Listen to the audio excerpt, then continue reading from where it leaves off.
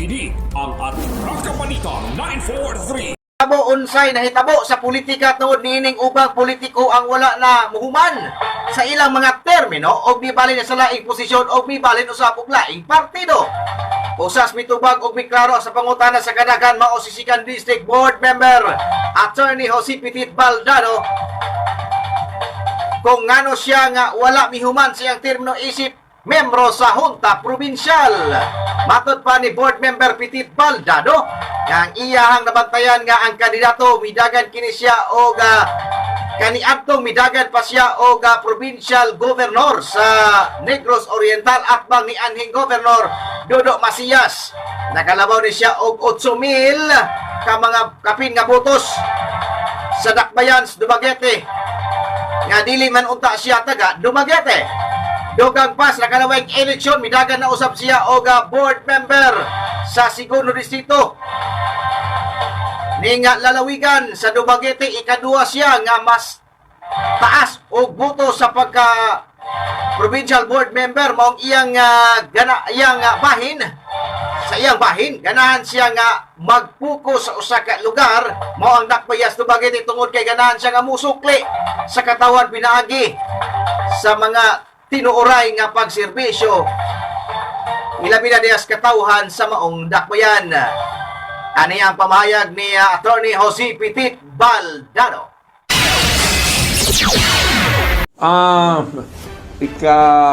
Daghan na ako tumagan ang pangutana kay murag sige gyud ang pangutana daghang naglibog ngano man nga nidagan ko og konsyal sa Dumaguete nga murag sigurado di kay murag sigurado makunguna og pagka board member sa second district kay number 1 man ko in spite of the fact na wala tay resources ni number 1 po itong may aging eleksyon. So nga naman John, nidagan ko sa Dumaguete ang pagtubag mao nga ako na birang ipahayag sa una nga una bes mas para na ako ba doon ako suluklian sa Dumaguete. The reason sometime in 2010,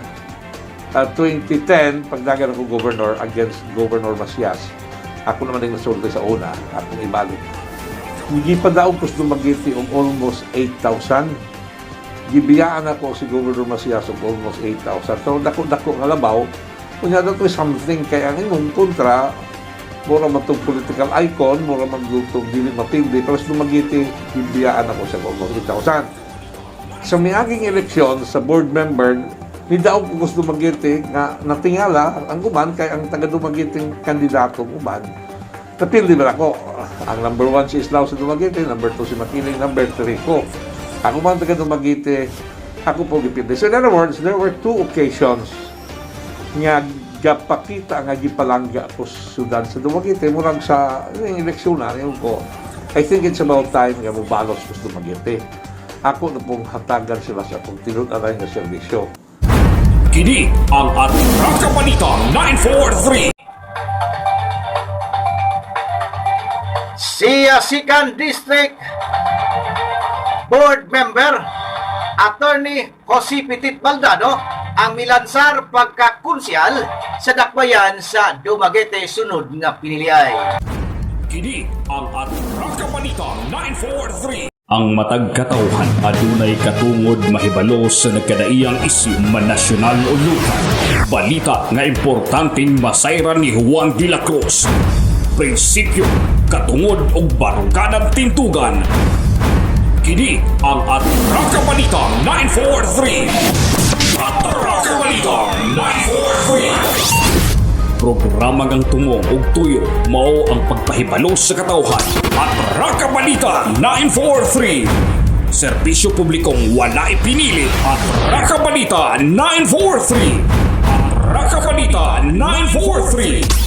Sa inyong mga radyo, Lunes hangtod Biyernes, alas 6:30 hangtod alas 8 sa buta diri lamang sa pinakapatas nga sibiyahan 94.3 City Light FM. Atraka Balita 943.